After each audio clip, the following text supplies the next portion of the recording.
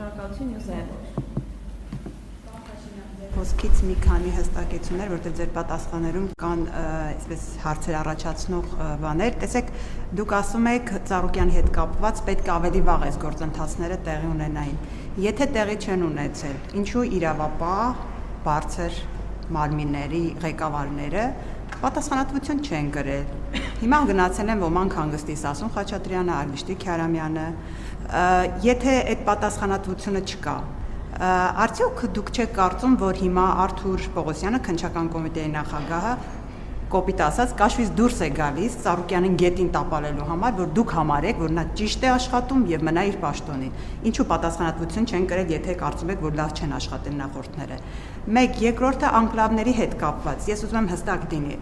Դուք կարծում եք, որ Տիգրանաշենի հարցը հիմա պետք է քննարկման առարկա դառնա այնքանով, որ օրինակ մեր քարտեզից ինքը այսպես դուրս դրվի, կարմիր, ինչպես եք նշում եք Վարդվաշենը, իրենց քարտեզում կարմիր այսպես գույնով է նշված, այդպես նշվի մեր քարտեզում արդեն Տիգրանաշենը։ Եվ արդյոք դա նշանակում է, որ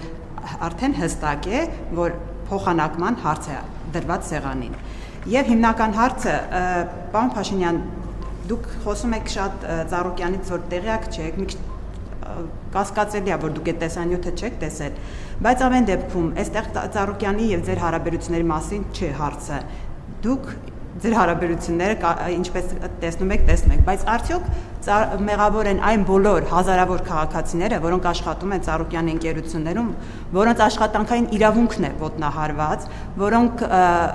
գնում են աշխատանքի, իրենց այդ աշխատավարձով են ապրում եւ հիմա մարդիկ փաստի առաջ են կանգնած ձեր քաղաքական, լավ, իրավական, ինչպես դուք եք նշում, գործընթացների հետևանքով։ Ինչ անեն նաեւ այն քաղաքացիները, որոնք օրինակ այդ ընկերությունների կամ ռեստորանային համալիրներն դրանց հետ պայմանավորել են իրենց խնջույքները, քեֆերը այնտեղ անցկացնել եւ հիմա փաստի առաջ են, որտեղ այդ բոլոր ընկերությունները կապարակնքվել են։ Ինչ անեն այդ քաղաքացիները, որոնք կրկնում եմ հազարավորներ են։ Գիտեք, հիմա նույն տրամաբանությամբ, նույն ապօրինի գույքի վերադարձի հետ կապված process-ներում այդ նույն հարցերը կարելի է դնել։ Պետք է տեղի ունենա բալանսավորված մոտեցում։ Այն ինչ որ պետք է պետության շահերը, այդ թվում գողացված գույքերը վերադարձնելու համար այդ պրոցեդուրաները պետք է տեղի ունենան։ Բա ինչ անեն այն գործարարները, որոնց գցվել են, որոնց ունեցվածքը իրանց ձեռից առել են։ Եվ այլն եւ այդպես շարունակ, եւ ուրիշ քաղաքացիները, որոնց ձեռից առել են։ Գույքը իրանց ձեռից առել են։ Բա ինչ անի քաղաքը, որից հողեր են ապօրինի տարվել։ Բա այդ նույն քաղաքացիների մասին չի խոսքը։ Այսինքն օրինականությունը պետք է տեղի ունենա եւ օրինականությունը պետք է տեղի ունենա տրամաբանության սահմաններում։ Այսինքն բա տենց է, բա ամեն անգամ էլ միշտ էլ տենց փաստարկներ կան։ Բա այդ ժամանակ դուք չեք ստեղ կանգնած հազար, այդքան ասցիք թալամ, բա ուրա, բա ինչի հետ չեք բերում եւ այլն, այսինքն մեկ էլ այն էր օգտագործվում մեր դեմ, բա ուրա, հեսա։ Ապօրինի գույքի բռնագանձման բաները, վճիռները հերթով մտնում են օրինական ուժի մեջ։ Այսինքն դա էլ եմ ուզում, કે տասնյակ անգամ հարց եք տվել, բա ինչի, էս չի, ինչի, եւ մարդիկ են այդ հարցերը տալիս։ Հայաստանի քաղաքացիներն ես հստակ ասել եմ, իմ քաղաքական ուղերձի մեջ ոչ մի թաքուն բան չկա։ Իմ ամենամեծ դժվարությունը նախընտրական շրջանում հենց այդ թեմային է վերաբերվել, որ ինչ են մարդիկ շարունակում մնալ արտոնյալ կարգավիճակում։ Եվ պատասխանատվության ենթարկվում են եւ ենթարկվել են այն մարդիկ, ովքեր մեղավոր են այդ բաների համար եւ կշարունակեն ենթարկվել։ Հիմա այդ պատասխանատվությունն էլ պետք է լինի համաչափ։ Ով ինչի համար ինչ չափով պատասխանատու է, պետք է այդ պատասխանատվությունը կրի։ Որտեղ մարդիկ ուզում են Հայաստանի Հանրապետությունում տեսնել կարգ ու կանոն, ուզում են տեսնել արդարություն եւ արդարադատություն։ Եվ պետք է տեսնեն, ուրիշ տարբերակ չկա։ Այդ թվում սահմանադրությամբ նոր սահմանադրություն ընդունում է, ինչքան էլ փորձ արվում կապել, եւ այդ թվում այդ պատճառով է համակարգային ձևով փորձ արվում ներքին եւ արտաքին ուժերի կողմից այդ թեմանն ենգապոխել։ Դրա համար է պետք։ Ամեն մեկը դատաիրավական համակարգում բաներ ունեն, անձեռնմխելի պաշտոններում կոնկրետ իրանց անունով մարդիկ ունեն նշանակած։ իրաց անձնական դատավորներն ունեն համակարգերում նշանակած։ Այդ թվում պատերազմի եռագլուխ կուսակցության անդամները, ու այդ մարդիկ սահմանադրորեն անձեռնմխելի են։ Բայց ինչքան ենք մենք ասելու դե լավ, հա։ Չի կարա տենց բանը լինի։ Եվ չի կարա լինի տենց բան, այդ թվում նրա համար, որ ժողովուրդը իմ առաջ կոնկրետ այդ հարցը դրել է, ես պարտավոր եմ այդ հարցի լուծման համար անհրաժեշտ քաղաքական պայմաններ ապահովել, իհարկե օրինականության եւ սահմանադրականության շրջանակներում։ Եվ դա պետքա տեղի ունենա։ Եթե դրա համար պետքա քաղաքական պատասխանատու եւ քաղաքական պատասխանատվություն, ես եմ կրում դրա քաղաքական պատասխանատվությունը եւ ես եմ դրա քաղաքական պատասխանատուն, որովհետեւ ժողովուրդը ինձ վրա է դրել այդ պատասխանատվությունը։ Եվ ես այդ պատասխանատվությունը պիտի կրեմ։ Ուրիշ տարբերակ չկա։ Անկլավների մասով այո։ Այո, կարծում եմ այդպես։ Կարծում եմ այդպես, որովհետև տեսեք, մենք ինչ ենք ասում, մենք ասում ենք բա ջերմուկի տարածքները, բա եւ այլն եւ այլն։ Այսինքն մենք պետք է հստակ արձանագրենք, որ եթե մենք գնում ենք այն կանխավարկածով, որ ով ինչ տիրապետում է, ուրեմն այդ Իրանն այդ նշանակում է ջերմուկի տարածքների մնացած մեր օկուպացված տարածքների հարցը մենք օրակարգից հանում ենք։ Մենք պետք է գնանք դե յուրե ճանապարհով, այն քարտեզներով, որը դրված է սեղանին, եւ որով մենք արդեն սահմանազատում իրականացրել ենք Տավուշի մարզի հատվածում։ Մենք պետք է գնանք եւ առերեսվենք այդ իրականության հետ, եւ նախընտրական շրջանում էլ ես դրա մասին ասել եմ։ Երբ որ քաղաքացին ինձ հարց տվեց կենտրոն վարչական շրջանում Քարոզարշավի ժամանակ, իհարկե թույլ չտվեց, որ միջև վերջ այդ հարցին պատասխանեմ, բայց ասում էր ինչ նկատի ունեք անկլավ ասելով, նկատի ունենք Արցվաշեն, նկատի ունենք Խեյրեմլի, Բարխուդարլի, այդ նկատի ունենք, որը բոլորը գիտեն, այսինքն ակնհայտ իրողություններ են դրանք։ Եվ մենք պետք է այդ հարցերի լուծենք, հասկանում եք, որովհետև ինչքան չլուծենք, դա դառնալու է մի կետ, որի եւ ներքին եւ արտաքին ուժերը օգտագործելու են Հայաստանը ավելի խոցելի դառնելու համար։ Եվ ես սա ինչի համար եմ ասում, որպեսզի այս թեմայի շուրջ նյարդը դուրս գա ընդհանրապես։ Դա սովորական աշխատանքային գործընթաց է, որովհետև սա մասը նրա, որ այդ թվում ջերմուկում, այդ թվում Տավուշի մարզում, այդ թվում մնացած տեղերում մեր տարածքները, որոնք մերն են, բայց մեր վերահսկող Արցվաշենը մերն է, բայց մեր վերահսկողության ներքո չի, այդ հարցերը պետք է լուծվեն, դե յուրե իրավական պետք է լուծվեն։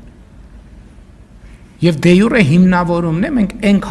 ամենակարևոր դե յուրե հիմնավորումը քարտեզներն են, որով մենք սահմանազատում իրականացնել ենք, որի մասին ես ասել եմ։ Դրանք 74-ից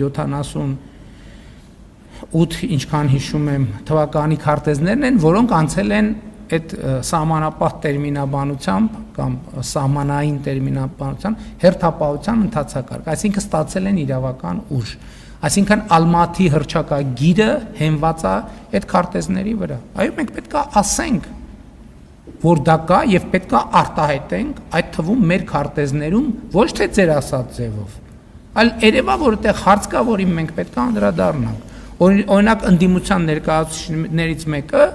նախընտրական բանավեճի ժամանակ ասում էր իշխանությունը փոխանակ գնա այս տարբերակով, գնում է այն տարբերակով։ Իշխանությունը երկու տարբերակով էլ գնում է։ Մենք ասում ենք, մենք չպետք է մեզ փակուղի մտցնել, ասելով, որ չէ, մենք մենակ այս տարբերակն ենք անում, որպեսզի այդ թվում արտաքին ուժերը